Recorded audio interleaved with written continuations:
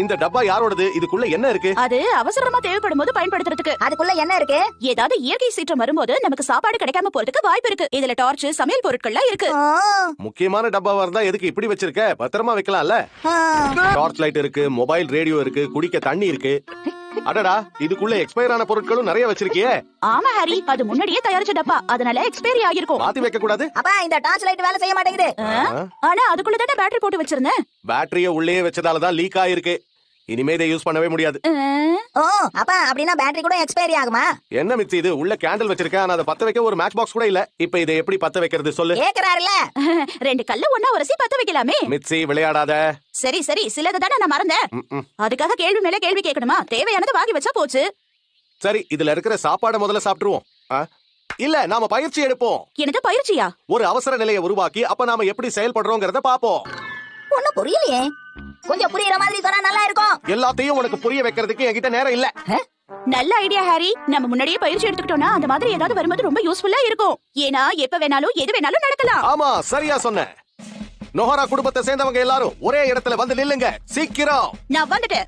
இப்போ அவசர நிலையில என்ன பயிற்சி எடுக்கணும்னு நாம பார்க்க போறோம். இப்போ அவசர நிலை இதுதான். கரண்ட் கட் ஆயிடுச்சு.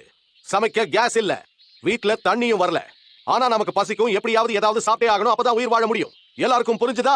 ஆபீசர், நீங்க சொன்னது எனக்கு புரிஞ்சிருச்சு. ஷின்சான், எப்பவும் இந்த குடும்பத்துக்கு நான் தான் தலைவன். Super Harry.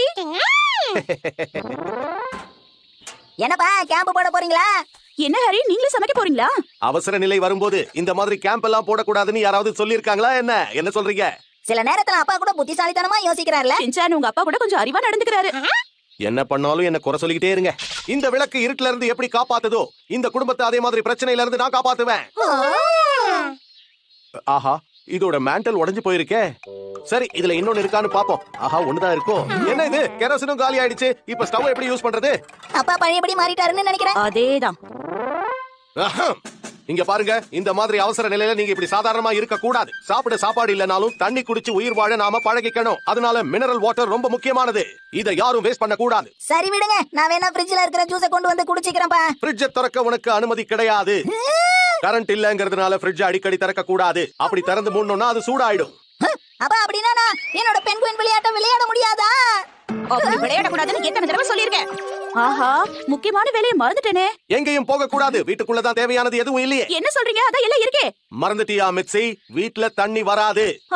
அப்ப அடுத்து என்னதான் பண்றது? நீயும் வந்தினா நாம 2 பேரும் சேர்ந்து ஒன்னா தோண்டி வைக்கலாம். முடியாது. பயிற்சின்னு சொல்லி தானே எங்களை கூப்பிட்டீங்க. ஆனா இப்ப என்னடா ஓவர் ஆக்ட் பண்றீங்க. எனக்கு நிறைய வேலை இருக்கு, நான் போறேன். சரி சரி போ. உனக்கு மட்டும் ஸ்பெஷல் பர்மிஷன் கொடுக்கறேன். உங்க பர்மிஷனை யார் கேட்டா? என்னப்பா இது? அம்மா உள்ள போயிட்டாங்க.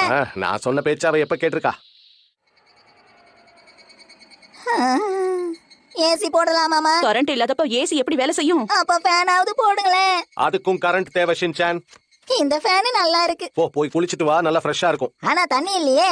என்னது மிட்சி? காலையில தானே மோட்டர் போட்டிருந்தோம். இன்னைக்கு காலையில தான் பாத் டப்ப க்ளீன் பண்ணேன். வாட்டர் டப்ல எப்பவும் தண்ணி இருக்கிறது நல்லது. இந்த மாதிரி அவசர நிலையில. சரி சரி சரி, இப்ப சாப்பாட்டுக்கு என்ன பண்ணுவோம்? கேஸ நம்ம யூஸ் பண்ண கூடாதுல்ல? கேஸ உபயோகிக்க கூடாதா? எல்லாரும் தாழ்வான பகுதியை நோக்கி ஓடுங்க. ஷின்சான், இன்னும் கொஞ்சம் பேப்பர் கொண்டு வா. ஓகே. நியூஸ் பேப்பரை வச்சு கூட சமைக்க முடியுமா என்ன? நாம நினைச்சா எதை வேணாலும் சாதிக்க முடியும் மிட்சி. ஆனா அப்பா, உங்களுக்குள்ள இவ்வளவு திறமை இருக்கும்னு எதிர்பார்க்கல. பரவாயில்ல, இப்பவாவது தெரிஞ்சுக்கங்க. இந்த மாதிரி சூழ்நிலையை எப்படி சமாளிக்கிறதுன்னு கத்துக்கணும். அதெல்லாம் சரிதான். ஆனா நீங்க சமைக்கிறத சாப்பிட முடியுமா? ஹீமா வரைக்கும் வேற பசி வந்துருச்சு. சாப்பிட்டுட்டு என்ன சொல்றான்னு பாப்போம். அதையும் தான் பாப்போமே. போர் அடிக்குதே. டிவி இருந்தா நல்லா இருக்கும். அரிசியை வேக வைக்கிறதுக்கு இவ்வளவு நேரம் ஆகுதே. ஆனா ஏதாவது ஆபத்துன்னு வந்தா இப்படி எல்லாம் உட்கார முடியும்னு நினைக்கிறேன். நமக்குன்னு ஒரு சொந்த வீடு கூட இல்லாம போக வாய்ப்பு இருக்கு. இந்த உலகத்துல எப்ப என்ன நடக்கும்னு யாருக்கும் தெரியாது. இருட்டுல சாப்பிடுறதுனால என்ன சாப்பிடுறோனே தெரியல. நான் சமைக்கிற அளவுக்கு இல்லப்பா. என்ன மன்னிச்சிருங்க, எனக்கு சமையல் வராதுன்னு உங்களுக்கு தெரியும்ல. இல்ல இதுக்கு முன்னாடி விட இப்ப நல்லா சமைக்கிறீங்க ஹாரி. நல்ல சுவையா தான் இருக்கு. என்ன சாதம் கொஞ்சம் குழஞ்சிடுச்சு. என்ன குழஞ்சிடுச்சா? ஆமா. அது வேற ஒண்ணும் இல்ல, பாட்டில்ல இருக்க தண்ணியை வச்சு கொதிக்க வச்சேன்ல, அதான். தண்ணி சரியில்லை, அதனால வாடை அடிக்குது. அப்படின்னா அவசர காலத்துல இப்படிதான் சமைப்பாங்களா? அப்படியெல்லாம் கிடையாது. இதுக்குள்ள என்ன இருக்கு? பரவாயில்லையே, இது சுவையா இருக்கு, எனக்கு ரொம்ப பிடிச்சிருக்கு. இது ஷீரோவுடைய சாப்பாடுப்பா. ஷீரோ, தயவு செஞ்சு என்ன மன்னிச்சிரு. மன்னிச்சிரு ஷீரோ. அப்பா எப்பவும் இப்படிதான். ஷின்சான் இதையே எடுத்துட்டு வந்த, இது ரொம்ப காஸ்ட்லி. கிச்சன்ல இருந்ததுமா. இதை யார் உன்னை எடுக்க சொன்னது? நான் இத ஒரு மாசமா எவ்வளவு பாதுகாப்பா வச்சிருந்தேன் தெரியுமா? சாப்பாடு வாங்கிட்டு எதுக்கு அதை பாதுகாப்பா வச்சிருந்தீங்க? வீட்டுக்கு விருந்தாளி வந்தா செய்ய நானும் வச்சிருந்தேன்.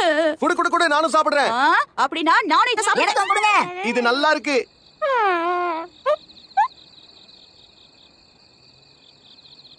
கோடைக்காலம் முடிவுக்கு வந்துருச்சுன்னு நினைக்கிறேன். பிரமாதம். இதோட நம்ம பயிற்சியும் முடிவுக்கு வந்துருச்சு. முதல்ல ஏசிய போடுங்கப்பா. நான் குளிக்க போறேன். நான் ஃப்ரிட்ஜ் திறந்து பார்க்கலாமா? முதல்ல அந்த ஜூஸ் என்கிட்ட கொடு.